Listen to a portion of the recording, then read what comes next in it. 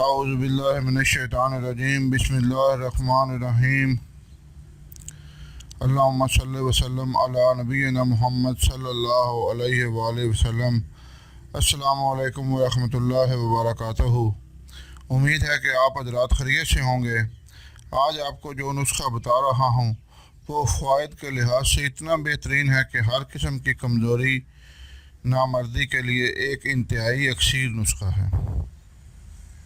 بلا شبہ ایک شرطیہ فارمولہ ہے، بشرطے کہ بندہ ماں کے پیٹ سے نامرد نہ پیدا ہوا ہو۔ یہ ایک ایسا نسخہ ہے کہ میں اگر چاہتا تو آسانی سے اس سے لاکھوں روپے کما سکتا تھا، بلکہ کمائے بھی ہیں، لیکن اب یہ سوچا ہے کہ ہر چیز دنیا ہی نہیں ہے، بلکہ سب سے ضروری اور دائمی آخرت ہے، جس کا انحصار روپے پیسے پر نہیں بلکہ اعمال صالحہ پر ہے۔ اس طرح کا بے خطا اور مجرب نسخہ میں شرطیہ کہتا ہوں کہ کوئی نہیں بتائے گا، لیکن بس یہی سوچا کہ مخلوق خدا میں سے کسی کو فائدہ ہو جائے تو شاید آخرت سنور جائے۔ سب سے پہلے چینل کو سبسکرائب کریں اور گھنٹی کا بٹن ضرور دبائیں تاکہ آنے والی ہر ویڈیو آپ کو آسانی سے مل سکے، اور میری خصوصی گزارش ہے کہ اس نسخہ کو ضرور شیئر کریں تاکہ دوسرے لوگ بھی فائدہ اٹھائیں اور آپ کے لیے صدقہ جاریہ بنے۔ اب موضوع کی طرف آتے ہیں۔ چونکہ یہ نسخہ میرا اپنا نہیں ہے، آج سے 4 سال پہلے میرے ایک دوست نے افریقہ سے کال کر کے مجھے بتایا تھا۔ چونکہ انہوں نے اسپیشل کال کر کے بتایا، خصوصی طور پر بتایا، اور پھر نسخہ بھی اتنا دلچسپ تھا کہ میں بنانے سے باز نہ رہ سکا۔ بنانے پر جب مجھے اس کے فوائد کا پتہ چلا تو آپ یقین کریں کہ میں اس نسخہ کا عاشق ہو گیا۔ چونکہ بنانے میں تھوڑی سی محنت لگتی ہے تو بس تقریباً 70-75 افراد کو ہی ان 4 سال میں استعمال کرایا، لیکن جس کو بھی دیا وہ آشش کر اٹھا۔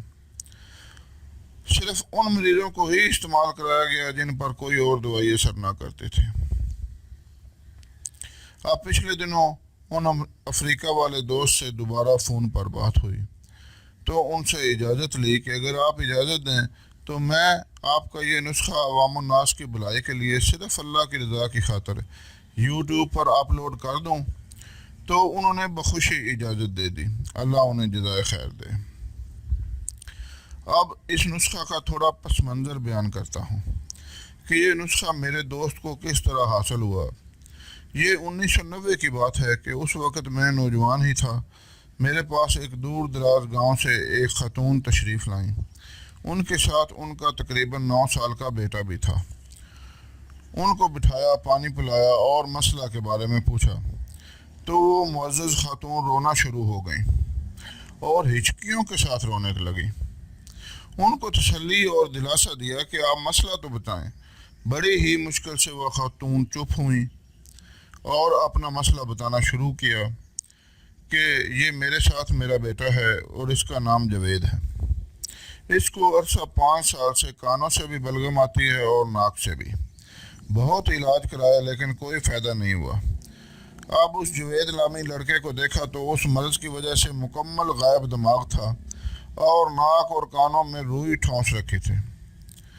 اس کی والدہ نے بتایا کہ اس مرض کی وجہ سے یہ کسی بھی کام کا نہیں ہے اور سکول بھی نہیں جا رہا، کیونکہ غائب دماغی کی یہ پوزیشن ہے کہ جس جگہ بٹھایا جائے بعد میں خود ہی وہاں سے اٹھانا پڑتا ہے، اور مسلسل علاج کروا رہے ہیں لیکن کوئی فائدہ نہیں ہے۔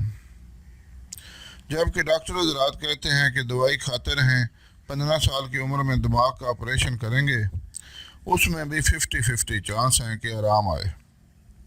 میں بڑی امید لے کر آپ کے پاس آئی ہوں کہ آپ میرے بیٹے کا علاج کریں۔ بہرحال اللہ رب العزت سے دعا کی اور اس بچے کو چیک کیا اور اللہ کے بھروسے پر 1 ماہ کی دعا دے دی۔ 15 دن بعد انہوں نے رابطہ کیا اور بتایا کہ بچے کے کانوں سے بلغم آنی بند ہو چکی ہے اور اب صرف ناک سے آ رہی ہے۔ اللہ کا شکر ادا کیا اور دعا جاری رکھنے کی ہدایت کی۔ 3 ماہ کے علاج سے الحمدللہ بچہ مکمل صحت یاب ہو گیا۔ اللہ نے عزت دی اور اس طرح وہ سارا گھرانہ انتہائی مشکور ہو گیا۔ وہ بچہ ماشاءاللہ بہت چاقو چبند ہو گیا اور اسکول بھی جانے لگا۔ تقریباً 8-9 سال کے بعد وہ بچہ جوید بسلسلہ روزگار افریقہ چلا گیا اور اس کے ساتھ گاہے بگاہے رابطہ رہنے لگا۔ وہاں پر اس نے موبائل شاپ پر کام کرنا شروع کیا اور 2 سال بعد اپنی ذاتی دکان بنا لی۔ کام اچھا چل نکلا،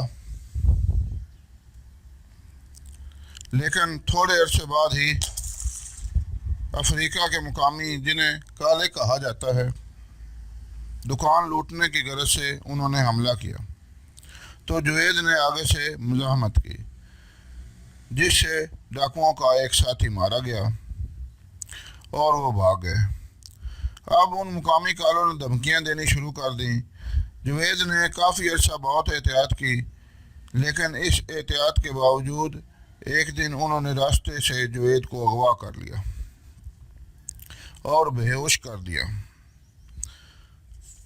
جوید کو ہوش آیا تو کیا دیکھتا ہے کہ ایک جھونپڑی کے اندر لیٹا ہے اور جسم پر تشدد کی وجہ سے بہت زیادہ زخم ہے اور سخت درد اور تکلیف میں مبتلا ہے۔ آنکھوں میں آنسو آ گئے اور اللہ سے دعا کی کہ یا اللہ میری مدد فرما۔ تھوڑی دیر بعد ایک لڑکی، جس نے افریقہ کے قدیم جنگلی قبائل والا لباس پہنا ہوا ہے، وہ جھونپڑی میں داخل ہوئی اور افریقہ کی کسی قدیم زبان میں اس سے کچھ پوچھا، لیکن جوید کو کچھ سمجھ نہ آئی۔ وہ لڑکی جھونپڑی سے باہر گئی اور واپس آئی تو اس کے ساتھ ایک افریقی بزرگ، جس کا جسم انتہائی دبلا پتلا تھا اور اس نے صرف جانگھیا پہنا ہوا تھا اور اس کے چہرے پر بے شمار جھریاں تھیں، سر پر پرندوں کے پروں سے بنا ہوا تاج اور گلے میں چمکدار پتھروں کی مالا تھی، لیکن اس کی کمر بالکل سیدھی تھی اور آنکھیں بہت زیادہ روشن تھیں۔ انہوں نے اشاروں سے بتایا کہ تم جنگل میں پڑے تھے، ہمارے قبیلے کے لوگ جو شکار کے لیے نکلے ہوئے تھے تمہیں اٹھا کر لے آئے۔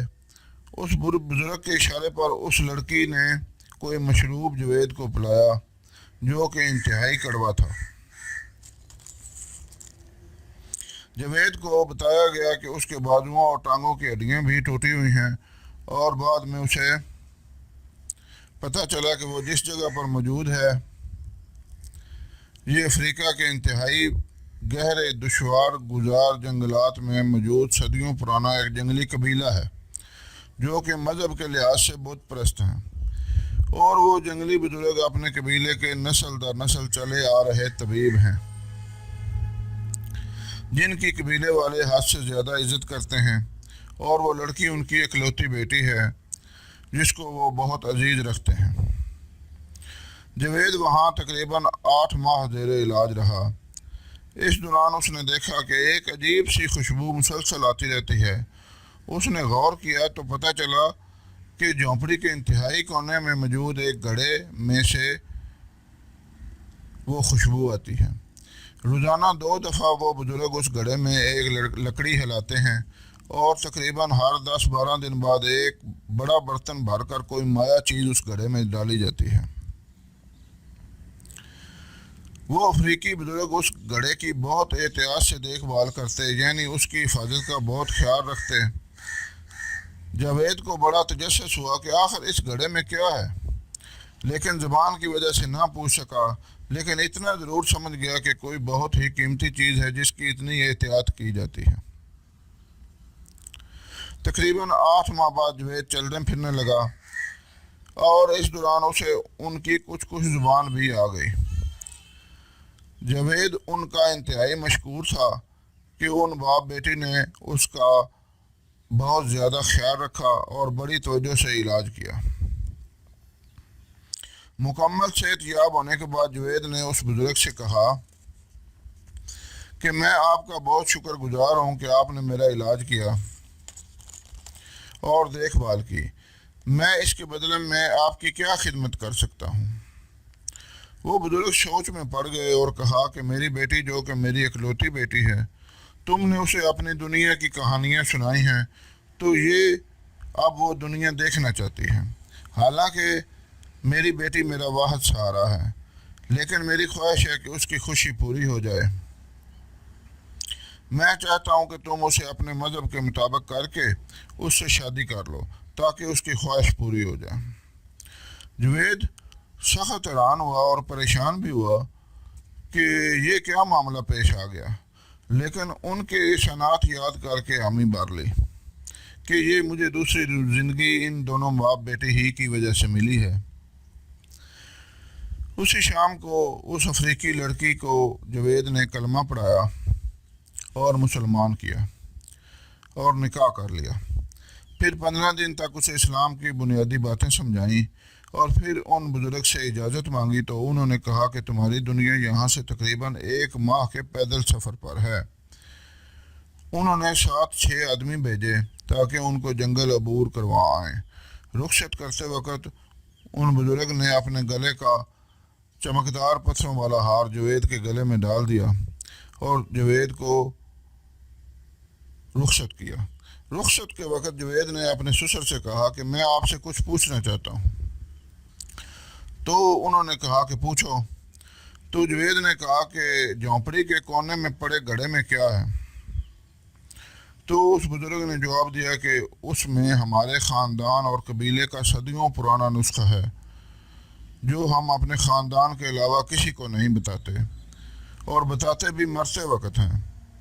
بعد میں انہوں نے خود کچھ سوچا اور جوید کے بہت زیادہ اصرار پر انہوں نے کہا کہ تم اب میرے داماد ہو، اس طرح تم خاندان میں شامل ہو گئے ہو اور ہمیشہ کے لیے جا رہے ہو، تو میں تمہیں بتا دیتا ہوں، لیکن میری ایک شرط ہے کہ چونکہ یہ بے پناہ طاقت والا نسخہ ہے تو اسے کوئی غلط استعمال نہ کرے۔